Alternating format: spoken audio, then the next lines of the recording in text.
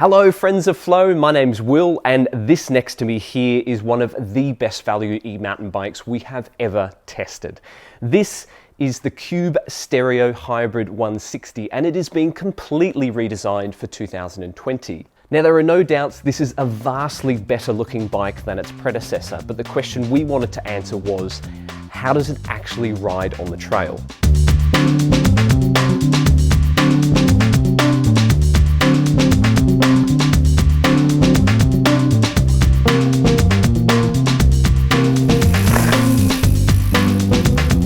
Now in this video review of the Cube Stereo Hybrid 160, we're going to be going into some detail about what kind of bike this is and what's changed over the previous design. I'll be talking about my experience of testing this bike, what it does well, what it doesn't do well, and also how it compares to some of the e-mountain bikes we've been testing lately. Now before we go any further, there is a full review of this bike on flowmountainbike.com. We've put a link into the video description below. Click that and that will take you to the full review of this bike here.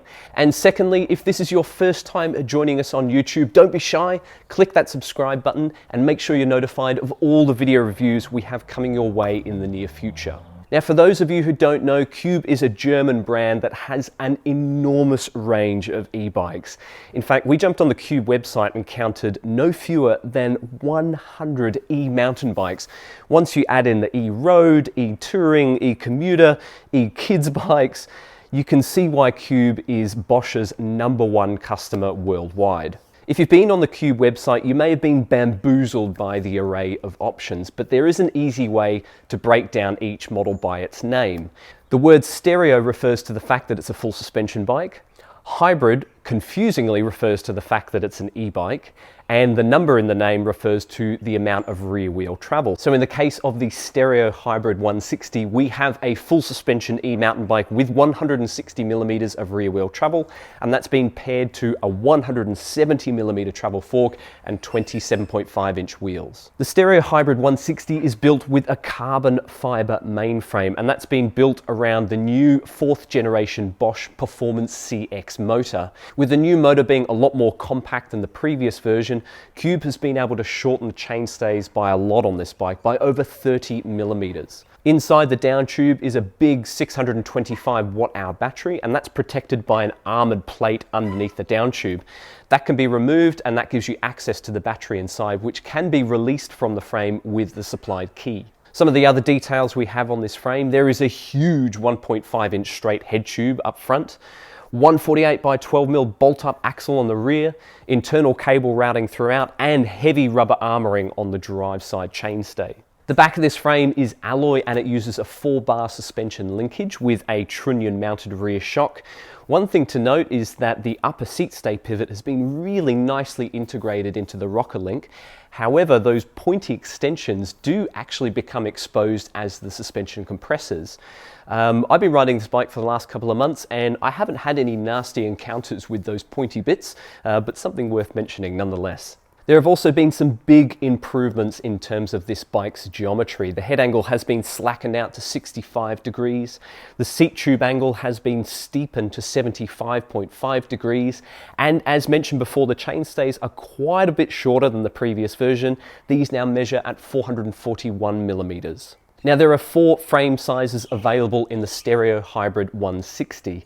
At 175 centimeters tall, I've been riding the medium frame size that we have here, which has a reach of 440 millimeters. Overall, the bike has gotten quite a bit shorter at the back, but also quite a bit longer at the front, so definitely a move in the right direction. On the medium frame here, the seat tube measures 420 millimeters, but when you go up to the large, that extends to 470 millimeters, which is quite long and a big jump between sizes. So for riders around my height, it basically eliminates the option of upsizing to a large frame, say if you wanted to get a longer reach. Now there are 4 different models available in the Stereo Hybrid 160 range. However, only one model comes into Australia and that's this bike here. It is the romantically named Cube Stereo Hybrid 160 HPC SL 625 27.5.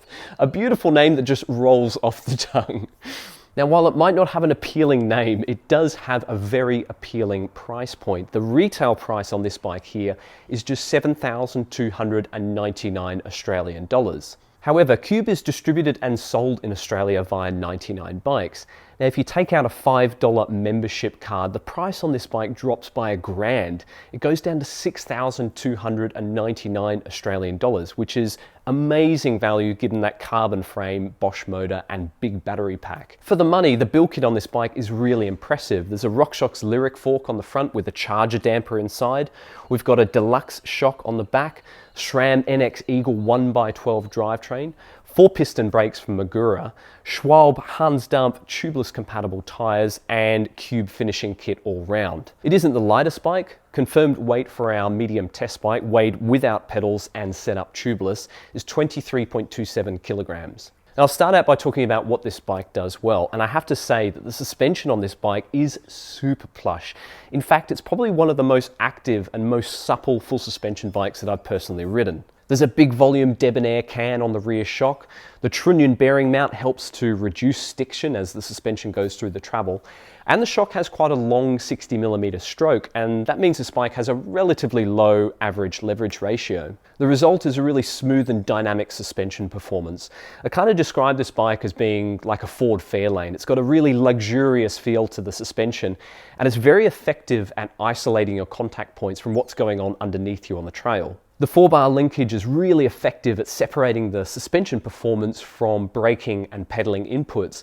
And certainly I found this bike really good for pedaling along rugged, undulating single track. It's also got a really comfortable riding position. The reach isn't too stretched out on this bike, and it's relatively upright at the front too. That said, you do have good adjustability on the steerer tube out of the box, so you can raise the stem or lower the stem on the steerer tube depending on where you want the bars. In terms of handling, it's an easy to manage bike, particularly given it's quite a heavy bike and there's also a lot of suspension travel underneath you. The tyres are quite light and fast rolling, and they don't put up a lot of resistance to changes of direction. The steering up front is also quite light and it has an intuitive feel through the turns, and that's amplified by the short back end on this bike. It means you don't have to wrestle with it so much through tight and twisty single track. It's something that I really noticed on tight uphill switchback corners. As for the downsides of the Cube Stereo Hybrid 160, well, the handlebars are too narrow. These measure at 760mm, which is the same width that some XC bikes are coming with these days. This is a long travel e-mountain bike, so Cube really needs to spec wider bars on it. I'd also like to see more aggressive rubber on this bike. The Hans Dampfs I see as more as a trail bike tyre. On this bike, they're a bit scrabbly. They don't give great climbing traction, particularly on hardpack and loose, rocky trails. They're also on quite narrow rims. These are 27mm wide internally, and that gives a 2.6-inch tyre a really round light bulb profile, so it kind of exacerbates that washy feeling that you get on high-speed, loose corners. I'd really like to see a Magic Mary on the front, preferably on the rear as well, to give this bike a bit more traction in those kind of scenarios. With those tyres, the narrow handlebars and the conservative geometry on this bike, it doesn't exactly exude confidence when you're really walloping downhill at speed. As mentioned before, the front end steering is a little bit light on this bike, and when you're descending at speed, it can feel a little bit wiggly. I think a slacker head tube angle or at least a little bit more wheelbase length to this bike would help give it more stability at higher speeds. As for the 4-piston Magura brakes, they are plenty powerful, but I did find them a little bit finicky to set up because there's not a lot of clearance between the pads and the rotor. And I'm not a big fan of the ergonomics of those big, long plastic lever blades. I also found that the left side of the cockpit is quite cluttered with the Bosch Purion display, the dropper post lever and that Magura brake lever. While the Purion display is easy to read and simple to use, it would be nice to see an option to ditch it completely, which would help to tidy up the cockpit a bit. I'd also like to see Cube spec a longer travel dropper post. The medium frame comes with a 125mm dropper, which works absolutely fine, but there were more than a few moments where I caught my undercarriage on the saddle, which I'll be perfectly honest, I could have done without. Now, this is my first long-term experience with the 4th generation Bosch Performance CX motor, and I've been really impressed with the performance.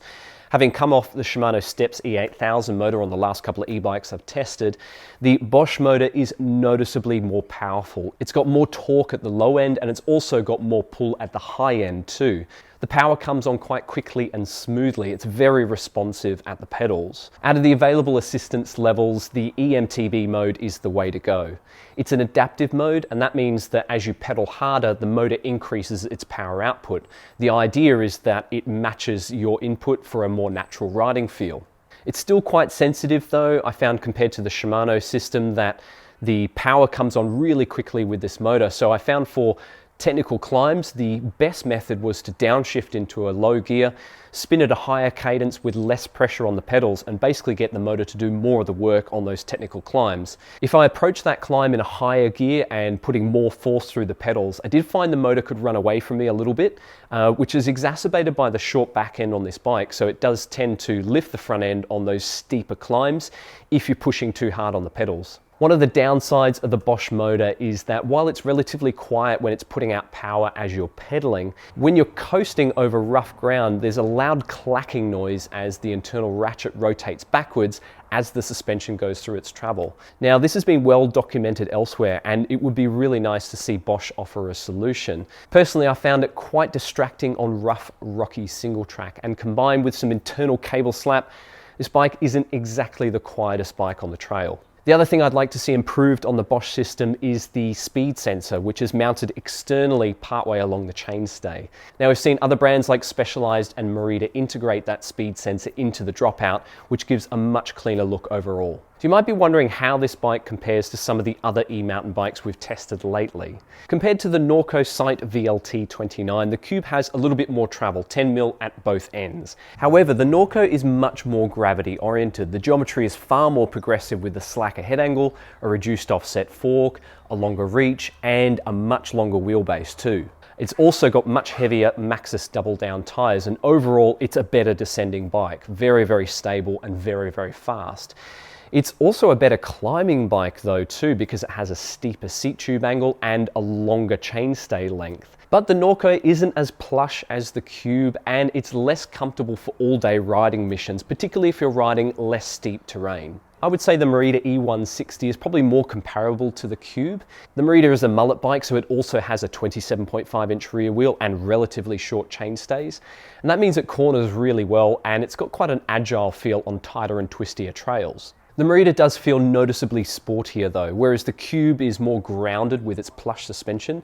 The Merida has a much more progressive back end, and that gives it a poppier and livelier feel, which rides really well through berms and kind of flowier jump trails. The Cube is a bit more brutish in its approach, and with that stronger Bosch motor and that big 625 watt-hour battery, it's also got the Merida beat in terms of power and range. And that brings us to the verdict of the 2020 Cube Stereo Hybrid 160 HPC SL 625 27.5. Whew! Well, there are no doubts this is amazing value for a long travel e-mountain bike, particularly given that sleek carbon fiber mainframe, the powerful Bosch motor, and that big 625 watt-hour battery. With its conservative geometry and uber plush suspension, this is a really comfortable bike to ride, and it's also easy to ride on quite a wide variety of terrain. For the riders out there who want the safety net of a long travel e-mountain bike, but don't necessarily want or need super slack and super long geometry, this bike represents a compelling option that doesn't ask a whole lot from you on the trail, and it also doesn't ask a whole lot from your wallet either. Now, if you'd like to read the full review of the Cube Stereo Hybrid 160, make sure you jump on flowmountainbike.com. We've put a link in the video description below. Click that and that will take you to the full review of this bike here. If you've got any questions for us about this bike, make sure you drop them into the comments below and we'll do our best to answer them for you. If you enjoyed this video, give us a thumbs up, and if you haven't already, hit that subscribe button now. We've got a lot more videos coming your way with some secret bikes that will be released in the very near future. Otherwise, I hope you enjoyed this video, guys, and I will see you next time. Tooroo!